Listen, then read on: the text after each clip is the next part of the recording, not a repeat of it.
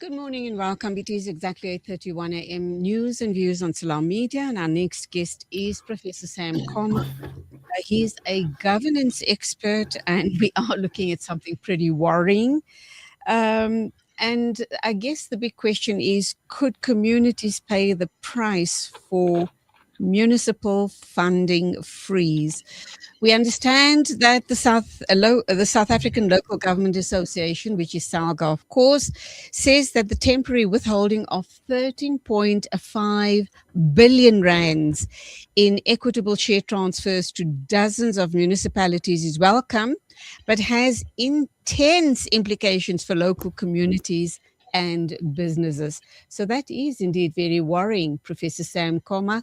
Good morning. Welcome to the program. Are you as worried as I am?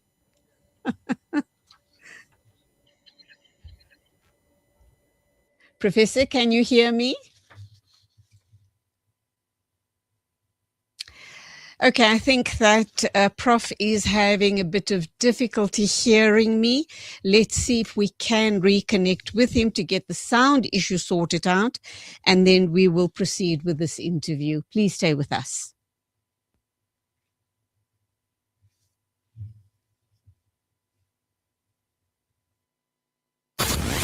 Connect and stay ahead with Salam Media. This is Salam Media, coming to you live from South Africa.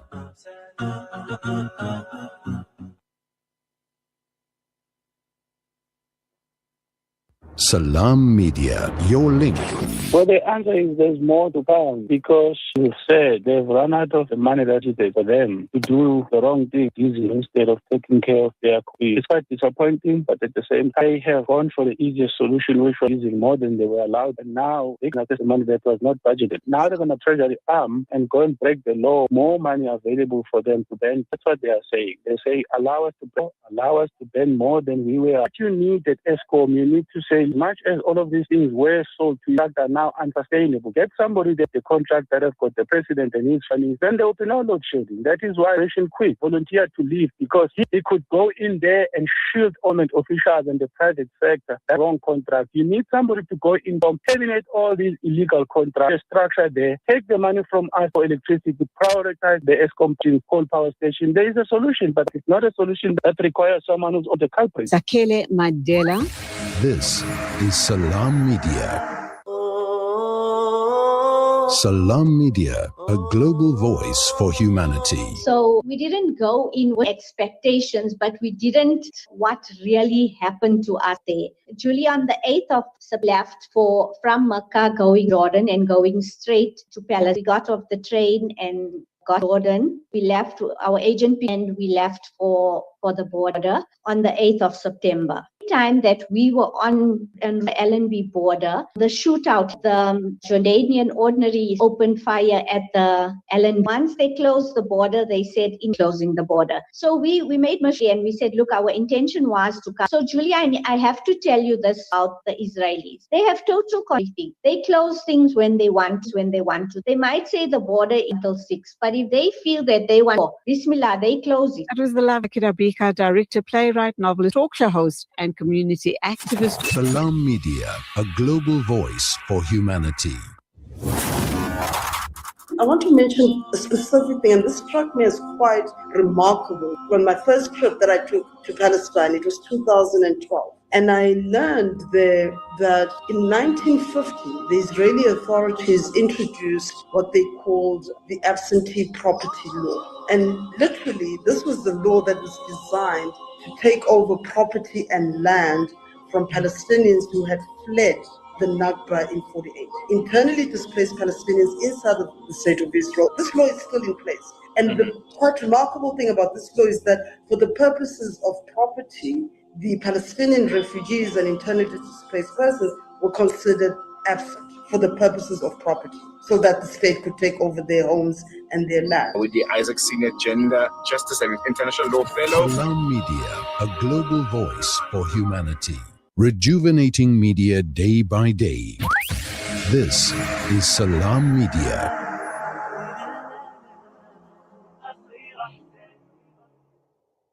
Welcome back. Let's see if we can reconnect with Professor Sam Koma. He is a governance expert. I hope you can hear me now, Professor.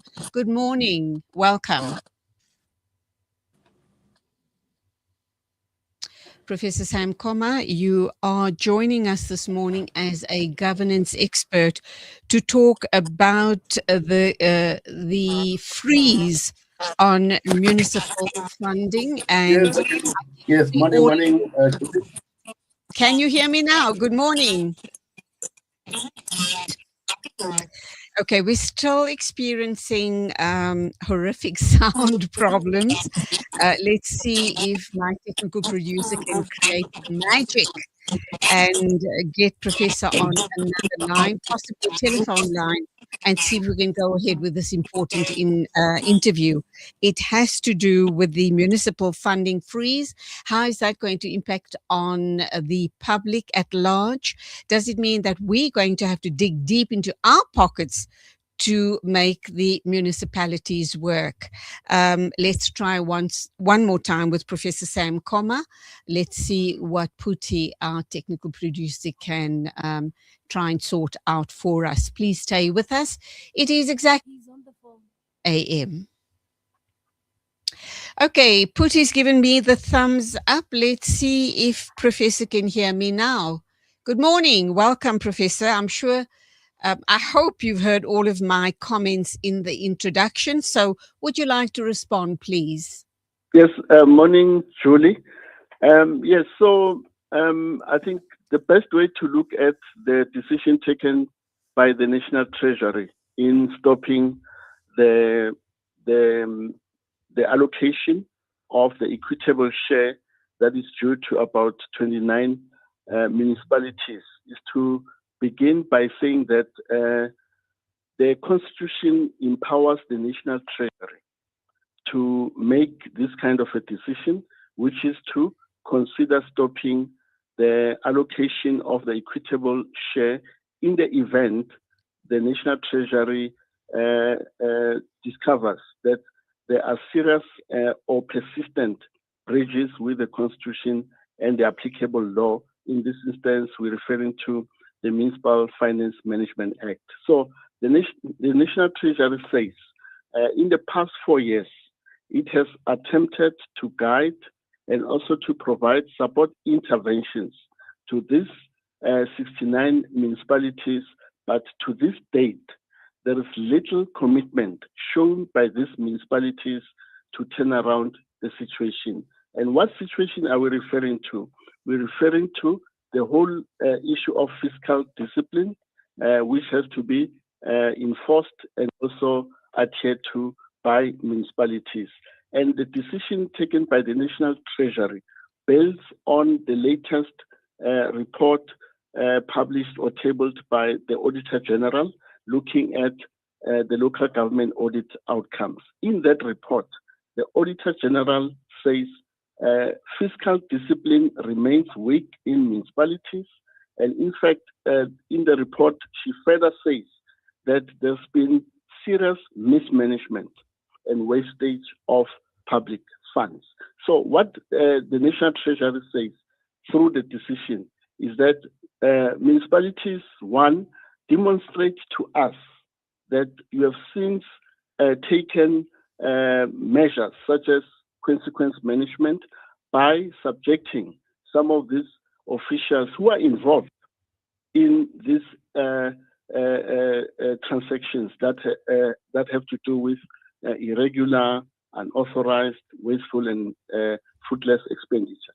Two, demonstrate to us through a signed payment agreement with one, ESCOM, which you are owing billions of rands, and two, the water boards that you are also owing, and three, the pension funds administrator. Sure. So this decision is going to lapse within a period of 120 days, which is basically 3 months. But as we speak, the decision is in effect, and that is the reason last week, Parliament, through the Portfolio Committee on Cooperative Governance and Traditional Affairs, summoned the National Treasury, the COCTA Ministry, and also the Financial and Fiscal Commission to appear before the committee, but also to get a sense of how to go about operationalizing the decision. Professor, let me go back to the micro level and talk about where does that leave us as ratepayers? How is that going to impact on us? Do we still continue go ahead and pay our utilities? That's part one. And then if the funds are not if the funds are not made available by Treasury to the different municipalities, what sort of impact do you believe it's going to have on ordinary households and businesses? Or I should imagine the entire municipality as a whole. Yes, Julie. So if you read the media statement released by the National Treasury on the 7th of July, they are saying they've carefully considered this decision. And in fact, this decision will not have any impact on provision of services to local communities. And also, too, we know that this decision is temporary. In fact, there are already some municipalities out of the 69 that their funds have since been released because they've since engaged with the National Treasury through providing this supporting evidence. That one, we have action consequence management. Two, we have signed a payment agreement with ESCOM, the water boards, and the pension funds administrators.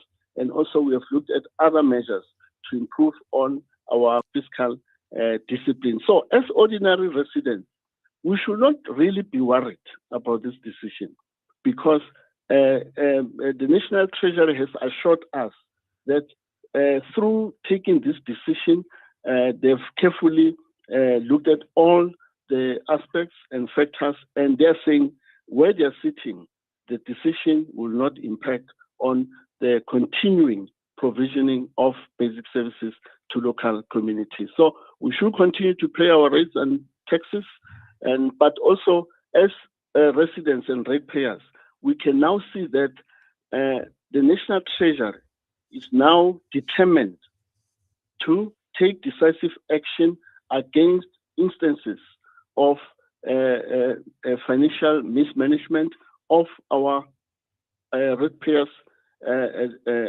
taxes and also funds. Also, the National Treasury is saying, let's improve accountability, oversight, and consequence management on the part of the municipalities. My final question to you, Professor. Do you believe this was the right decision to take by National Treasury? We do know there's been lots of shenanigans going on in the different municipalities, of course, Treasury has pointed out mismanagement of funds, wastage, etc., etc.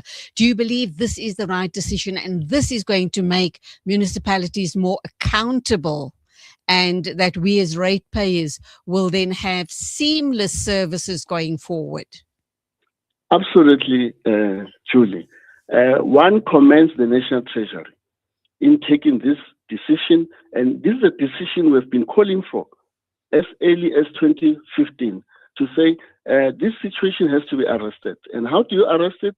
The National Treasury has to exercise its constitutional powers bestowed to it to consider stopping the transfer of equitable share due to municipalities who have failed to turn around the situation, but also continue to blatantly disregard the law and not take any decision against any official or councillor who happens to be implicated in some of this irregular or wrongdoing. And that's where we leave it. Professor Sam Koma, governance expert, talking about the municipal funding freeze. We will be watching this pretty closely. You go well. God bless. Thank you for being with us on the show. Pleasure, Julie. 8:46 exactly, news and views moving along. Next, we are going to be talking with Hassan Seria. He is the Press TV correspondent in South Africa, and we're going to be looking at the Middle East situation, the war by the US, the uncalled for, the unprovoked war by the US on Iran.